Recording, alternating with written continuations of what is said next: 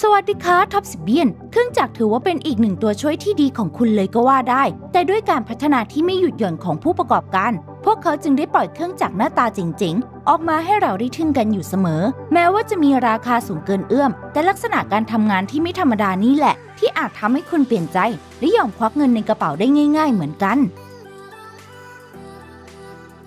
อันดับ 10 เรือยนต์วางสายเคเบิลหากคุณเคยโทรทางไกลหาญาติที่อยู่ต่างประเทศบ่อยๆแล้วก็สายเคเบิลที่อยู่ใต้น้ำลึกเป็นสิ่งที่สำคัญมากสำหรับการติดต่อของคุณเลยดังนั้นเรือยนต์ดีเซลไฟฟ้าจากบริษัทโบสคาลิสแห่งเนเธอร์แลนด์ถือเป็นเรือยนต์อเนกประสงค์อย่างแท้จริงเนื่องจากสามารถใช้จัดวางสายเคเบิลรองรับการดำน้ำติดตั้งสิ่งก่อสร้างใต้ทะเลก่อสร้างนอกชายฝั่งกู้สิ่งต่างๆและงานขุดลอกใต้น้ำได้เป็นอย่างดีเครื่องจักรขนาดใหญ่เหล่านี้เหมาะสำหรับการทำงานทั้งในน้ำลึกและน้ำตื้นถูกเรียกว่าแผ่นจานหมุนสามารถบรรจุสายเคเบิลที่มีน้ำหนักราว 5,000 ตันได้โดยสายเคเบิลจะถูกป้อนผ่านรอกเดี่ยวขนาดใหญ่ทำให้การวางสายตรงตามตำแหน่งที่กำหนดและใช้งานพร้อมกับเครื่องจัดสายเคเบิลขนาดเล็กเพื่อช่วยลำเลียงสายลงไปอยู่ด้านล่างและฝังลงลึกไปใต้ทรายทะเลหลายคนคงตะลึงกันเลยว่าเทคโนโลยีสมัยนี้มันล้ำหน้ามากจริงๆเลยอันดับ 9 รถขนส่งยานอวกาศนาซารู้จักกันในชื่อขีปนาวุธตีนตะขาบเป็นหนึ่งในพาหนะภาคพื้นดินที่ส่งพลังและมีเสียงดังสนั่นที่สุดที่เคยมีมามีหน้าที่ในการขนส่งยานอวกาศจากอาคารประกอบยานไปยังจุดปล่อยจรวดหรือยานอวกาศหมายเลข 39 ด้วยล้อแบบตีนตะขาบคู่รถขนส่งยานอวกาศคันนี้ถูกออกแบบและสร้างขึ้นโดยบริษัท Marian Power Shovel ใช้ชิ้นส่วนประกอบจากบริษัท Rockwell International แต่ละชิ้นส่วนมีมูลค่าสูงถึง448 ล้านบาทมีความยาวตัวเครื่อง40 เมตรและ34 เมตรความสูง8 เมตรรวมรถทั้งคันแล้วมีน้ำหนัก 2,500 ตันสามารถรองรับพาหนะที่มีน้ำหนักถึง 6,000 ตันได้ขับเคลื่อนเองด้วยระบบเครื่องยนต์ดีเซล2เครื่องมาพร้อมกับพละกำลัง 2,750 แรงม้าทำให้รับน้ำหนักได้มากขึ้นและสามารถขนส่งยานอวกาศหรือจรวดหนักๆได้ดีอันดับ 8 พาหนะขนส่งขับเคลื่อนอัตโนมัติมาโมเอ็ดแม้จะไม่ใช่รถขนส่งแบบทั่วไปที่เราเคยเห็นแต่นี่เป็นพาหนะรูปแบบใหม่ที่มาพร้อมกับล้อขนาดใหญ่เรียงกันเป็นแถวใช้สำหรับการขนส่งสิ่งของขนาดใหญ่พิเศษเช่นชิ้นส่วนสะพานขนาดใหญ่เครื่องปรับปรุงคุณภาพน้ำมันมอเตอร์เครื่องยนต์และอื่นๆที่มีขนาดใหญ่หรือหนักเกินกว่ารถบรรทุกจะบรรทุกได้ไหวมาโมเอ็ดถูกเรียกว่าเป็นพาหนะขนส่งแบบแยกส่วนเพราะสามารถทำงานเดี่ยวๆหรือนำมาต่อกันแล้วใช้ขนส่งสิ่งของใหญ่และหนักได้แม้พาหนะขนส่งขับเคลื่อนอัตโนมัติเหล่านี้จะบรรทุกสิ่งของหนักที่สุดในโลกได้แต่กลับมีการขับเคลื่อนช้ามากด้วยความเร็วต่ำกว่า 1.6 กิโลเมตรต่อชั่วโมงในกรณีมีการบรรทุกสิ่งของเต็มคันรถสามารถควบคุมได้ด้วยพวงมาลัยหรือใช้คนขับเคลื่อนโดยการไปนั่งด้านในได้เหมือนกับการขับรถทั่วไปแต่ส่วนที่เชื่อมต่อระหว่างคันจะสามารถควบคุมได้จากพวงมาลัยเพียงที่เดียวเท่านั้นถึงจะขนส่งช้าไปหน่อยแต่เมื่อเทียบกับประสิทธิภาพการทำงานแล้วถือว่าเจ๋งพอตัวเลยอันดับ 7 เรือซูเปอร์สวาน4หลายคนคงไม่คิดว่าเรือยอชต์ต้องมีการขนส่งเช่นเดียวกันกับรถยนต์ที่เราเคยเห็นถูกขนมากับรถขนาดใหญ่เพื่อนำไปส่งตามโชว์รูมต่างกันที่เรือยอชต์มีการขนส่งทางเรือเท่านั้นซึ่งเรือซูเปอร์สวาน4ที่เราเห็นอยู่นี้เป็นหนึ่งในพาหนะขนส่งสำหรับบริษัทขนส่งเรือยอชต์ DYT ซึ่งเป็นบริษัทขนส่งเรือยอชต์ชั้นนำระดับโลกมาตั้งแต่ปี 1987 โดยมีการขนส่งเครื่องยนต์กว่า 13,000 เครื่องและเรือยอชต์ทั่วโลกเพื่อมอบความปลอดภัยและความสะดวกสบายให้กับเจ้าของเรือสำราญมาพร้อมกับโครงสร้างที่สวยงามและสร้างความเป็นไปได้ที่ไม่มีขีดจำกัดด้วยความยาว 170 เมตรและน้ำหนักมากกว่า 12,000 ตันเลยด้านในซูเปอร์เซอร์วัน4จะมีเรือยอชต์จอดอยู่บนลานจอดแต่ละลำและทำการปลดออกโดยนักดำน้ำทำให้เรือที่จอดอยู่แต่ละชั้นค่อยๆลอยขึ้นมาด้านบนเป็นแนวตั้งโดยเฉพาะการขนส่งระยะไกลเนื่องจากพวกเขามีวิธีการขนส่งที่ยอดเยี่ยมและลดความเสียหายระหว่างการขนส่งได้เป็นอย่างดีอันดับ 6 SK 3500D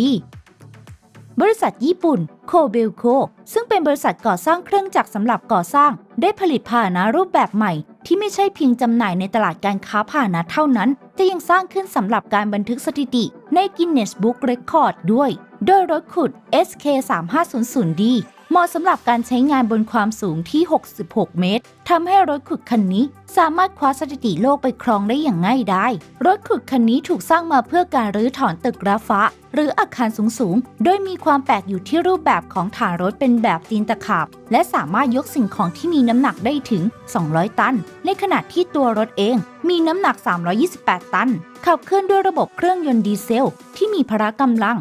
315 แรงม้าส่วนสำหรับยกพิเศษ 3 ส่วนสามารถถอดและติดตั้งอุปกรณ์อื่นๆเข้าไปได้ด้วยเช่นหัวสำหรับตันตัวบดและหัวสำหรับทำลายสิ่งก่อสร้างโดยส่วนหัวรูปลูกศรมีการติดตั้งกล้องวิดีโอสำหรับคนขับที่อยู่ด้านในเช่นเดียวกับหัวพ่นน้ำที่ช่วยป้องกันไม่ให้มีฝุ่นฟุ้งกระจายในบริเวณนั้นโอ้โห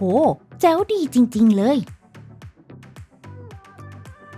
อันดับ 5 เบอร์ทารู้หรือไม่ว่าการเจาะอุโมงค์ผ่านชั้นหินแข็งๆในปัจจุบันนั้นทำกันอย่างไรแน่นอนว่าไม่ใช่การระเบิดหินหรือใช้เครื่องเจาะทั่วไปแต่ใช้วิธีการเจาะอุโมงค์ด้วยเครื่องเจาะขนาดมหึมาที่มีชื่อเรียกว่าเบอร์ทาซึ่งถือว่าเป็นเครื่องเจาะอุโมงค์ที่ใหญ่ที่สุดในโลกเครื่องเจาะนี้มีความสูงเท่ากับตึก 5 ชั้นน้ำหนักราว 900 ตันมีราคาสูงถึง 2,560 ล้านบาทและเนื่องจากมีขนาดใหญ่มากหลายคนจึงมีคำถามว่าแล้วพวกเขาจะขนส่งจากแหล่งผลิตไปยังสถานที่ใช้งานได้อย่างไรคำตอบก็คือการขนส่งเครื่องเจาะอุโมงค์จากแหล่งผลิตในญี่ปุ่นไปยังปลายทางนั้นต้องแยกชิ้นส่วนออกเป็น241ส่วนและต้องเคลียร์เส้นทางการจราจรบนทางแยกใกล้กับซีแอตเทิลเพื่อให้การขนส่งต่อเนื่องและถึงปลายทางได้เร็วซึ่งการขนส่งเครื่องเจาะอุโมงค์นี้เริ่มต้นในปี 2013 และมีทีท่าว่าจะไปไม่รอดแต่หลังจากนั้นก็ถูกนำมาปรับรูปแบบแล้วประกอบเข้าด้วยกันจนกระทั่งสามารถนำไปใช้งานได้ในปัจจุบันอันดับ 4 รถขุด 288 รถขุดขนาดมหึมาคันนี้ถูกสร้างขึ้นในปี 1978 เพื่อใช้ในการขุดถ่านหินที่เหมืองฮัมบักในเยอรมันใช้เวลาผลิตถึง 5 ปีด้วยทุนมูลค่าสูงถึง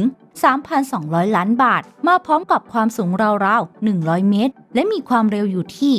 0.64 กิโลเมตรต่อชั่วโมงเนื่องจากรถขุดไทเทเนียมคันนี้มีน้ำหนักถึง 13,500 ตันด้วยขนาดที่ใหญ่เกินคาดทำให้ต้องใช้ผู้ควบคุมรถขุดคันนี้ถึง 4 คนพร้อมกันและทำงานโดยขุดเจาะถ่านหินหรือแร่ธรรมชาติได้ตลอดทั้งวันและไม่มีการหยุดพักได้ราว 2-3 วันรถขุดคันนี้สามารถขุดถ่านหินได้ถึง 240,000 ตันต่อวันเลยทีเดียวทำงานด้วยกระแสไฟฟ้า 16.56 เมกะวัตต์ด้านล่างเพาของรถขุดมีความกว้าง 46 เมตรตั้งอยู่บนรางตีนตะขาบ 3 ใน 4 แถวซึ่งมีความกว้าง 3.8 เมตรและสามารถปีนขึ้นสูงพื้นลาดเอียงได้ 5 องศาทำให้การขุดเจาะบนพื้นที่เอียงไม่เป็นปัญหาอีกต่อไปเจ๋งดีเนาะอันดับ 3 เบลัส 75710รถบรรทุกระดับอุตสาหกรรมยอดเยี่ยมที่ผลิตในเบลารุสในปี 2016 โดยเป็นพาหนะที่ใหญ่และบรรทุกสิ่งของน้ำหนักมากที่สุดในโลกตัวรถมีความยาว 21 เมตร สูง 8 เมตร กว้าง 10 เมตร และมีน้ำหนัก 360 ตัน สามารถบรรทุกสิ่งของที่มีน้ำหนักมากกว่าตัวมันเองได้เกือบเท่าตัวหากคุณไม่เชื่อแล้วก็ลองดูตัวอย่างการใช้งานในปี 2014 รถบรรทุกคันนี้ถูกตั้งสถิติของ Guinness Record เอาไว้โดยการขนส่งสินค้าน้ำหนักกว่า 503 ตันซึ่งมากกว่าน้ำหนักที่มีการตั้งเอาไว้ในการทดสอบเสียอีกด้านในพาหนะมีการติดตั้งถังเชื้อเพลิงเอาไว้ถึง 2 ถังแต่ละถังมีความจุ 1,287 ลิตรซึ่งให้ความเร็วถึง 64 กิโลเมตรต่อชั่วโมงสมรรถนะการขับเคลื่อนระดับ Guinness Record มาเองแบบนี้คุณคิดว่าราคาเท่าไหร่แน่นอนว่าของดีแบบนี้ก็ต้องมาพร้อมราคาที่สูงถึง 3,200 ล้านบาทและยังเป็นรถบรรทุกหายากอีกด้วยเพราะทางบริษัทจะมีการผลิตเมื่อได้รับออเดอร์ครั้งละ 1 คันเท่านั้นหายากขนาดนี้คงต้องรีบจับจองกันแล้วล่ะอันดับ 2 เลื่อยวงเดือนไฟฟ้ารุ่น 8,000 ผลิตขึ้นโดยบริษัท Bell Machining เพื่อใช้ในการแปรรูปไม้ขนาดใหญ่มาพร้อมกับใบเลื่อยรูปวงกลมขนาด 152 เซนติเมตรและส่วนสำหรับแยกชิ้นไม้ที่มีความกว้าง 18 เซนติเมตรมีน้ำหนักราว 56 ตันโดยขั้นตอนแรกท่อนไม้ขนาดใหญ่จะถูกยึด และตัดออกด้วยใบเลื่อยวงกลมจากนั้นท่อนไม้จะถูกแยกออกเป็น4ส่วนด้วยอุปกรณ์พิเศษส่วนการควบคุมเครื่องจักรปีศาจคันนี้ก็ไม่ได้ยากอะไรเพียงแค่เข้าไปนั่งด้านในและขยับพวงมาลัยเท่านั้นเองเลื่อยคุณภาพสูงเครื่องนี้ขับเคลื่อนด้วยระบบเครื่องยนต์ดีเซลที่มีกำลัง127แรงม้าถือว่าเร็วและแรงกว่าเลื่อยทั่วไปซึ่งทางบริษัทยืนยันว่าเลื่อยวงเดือนรุ่นนี้ถือเป็นสุดยอดเครื่องจักรระดับท็อปของบริษัทที่สามารถตัดแม้กระทั่งไม้เนื้อแข็งที่ตัดยากๆออกมาให้มีคุณภาพดีที่สุดได้อันดับ 1 Mancinen 300เป็นรถยกสินค้าสำหรับท่าเรือใหญ่ที่สุดในโลกถูกสร้างขึ้นในปี 2017 โดยบริษัท Mancinen ซึ่งเป็นบริษัทผลิตอุปกรณ์ขนส่งสำหรับท่าเรือโดยเฉพาะรถยกเครื่องยนต์ระบบไฮดรอลิกคันนี้ถูกออกแบบมาเพื่อเคลื่อนย้ายตู้คอนเทนเนอร์น้ำหนักกว่า 30 ตันย้ายตำแหน่งไปได้ไกลถึง 50 เมตรโดยไม่ต้องเปลี่ยนตำแหน่งและมีมือจับที่แน่นมากจึงไม่ต้องกลัวว่าตู้สินค้าจะหล่นลงมากระแทกด้านล่างเสียหายแม้จะมีขนาดใหญ่แต่รถยก Mancinen 300ขับเคลื่อนด้วยระบบเครื่องยนต์ดีเซลไฟฟ้าได้เร็วกว่าที่เห็นโดยมีพละกำลัง700แรงม้ารวมทั้งยังมีระบบประหยัดพลังงานที่สามารถประหยัดพลังงานไฟฟ้าได้ถึง 30% มีน้ำหนักราว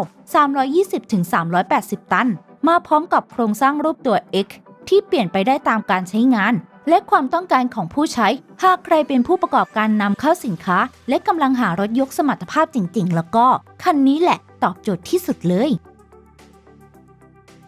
ถ้าคุณชอบวิดีโอของเราสามารถแสดงความคิดเห็นกดไลค์และกดติดตามแล้วห้ามพลาดวิดีโอใหม่ของเราได้ในวิดีโอหน้านะคะ